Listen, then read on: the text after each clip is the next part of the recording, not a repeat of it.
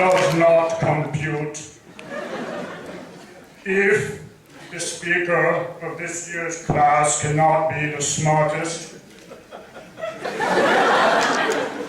then for the first time in my entire life, I would like to laugh.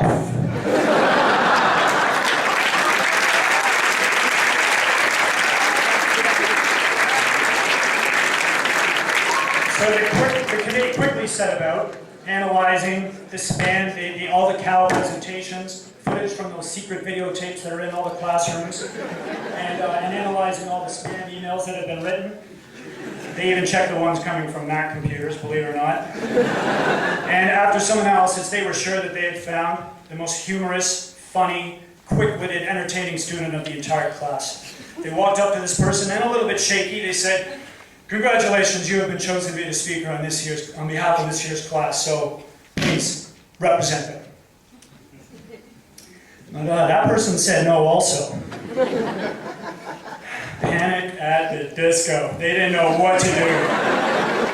They regrouped and there was buzzing about. They didn't know what to do. They were talking and talking, and all of a sudden, one professor stood up.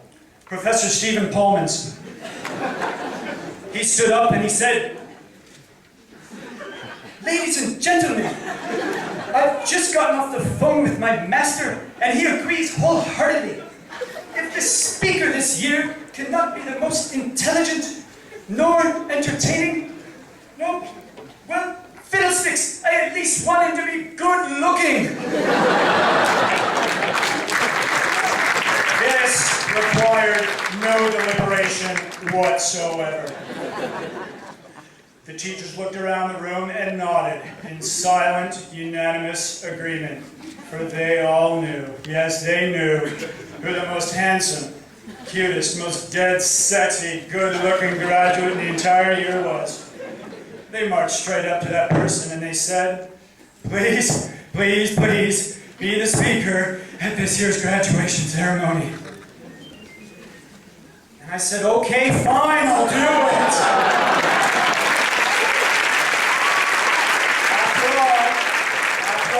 I'm starting to feel a little bit guilty having turned them down twice already.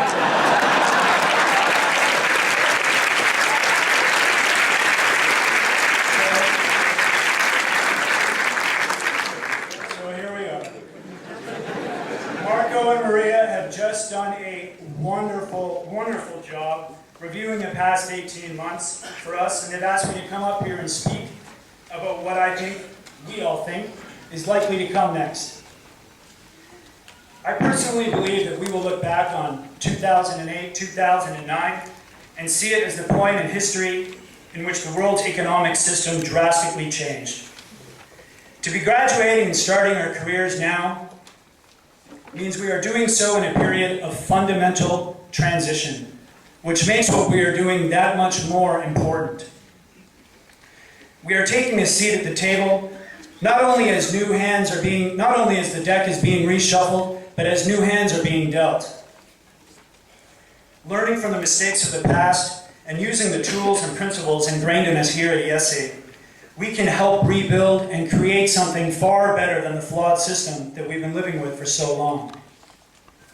Fortunately, our world is already being rebuilt on more sound, sustainable, responsible ideals, similar to those present here on campus.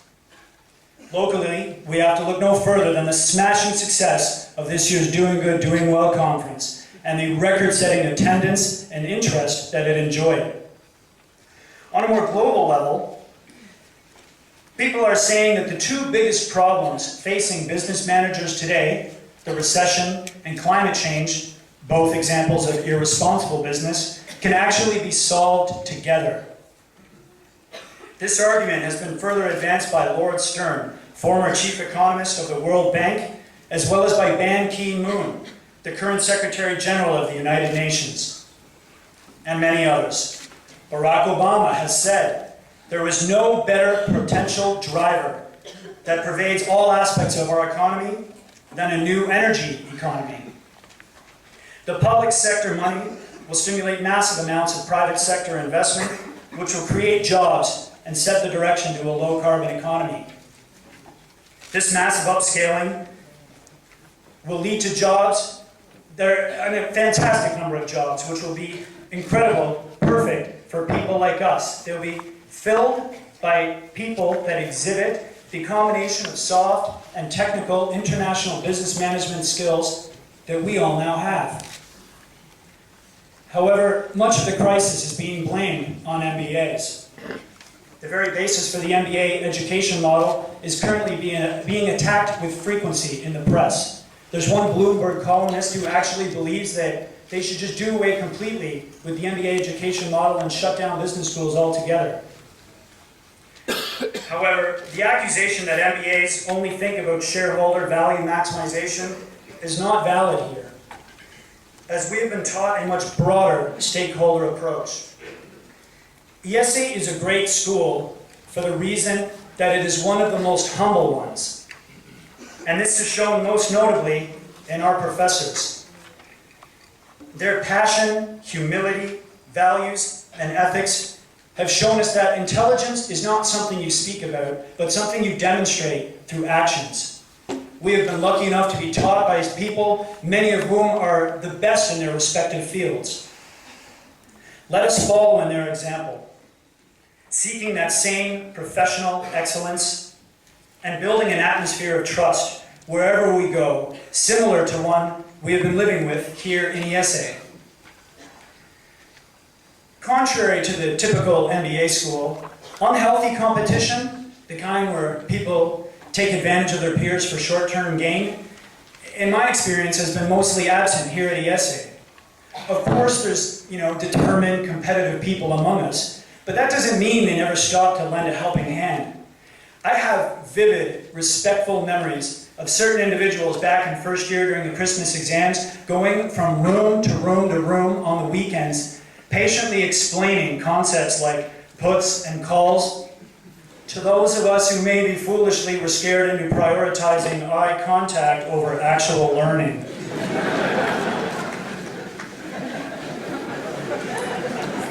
What makes this experience so utterly incredible and different than that of any other school, it's the people. It's us. IESE set up the framework for us to learn and collaborate, grow together as people and as professionals. They provided us the blank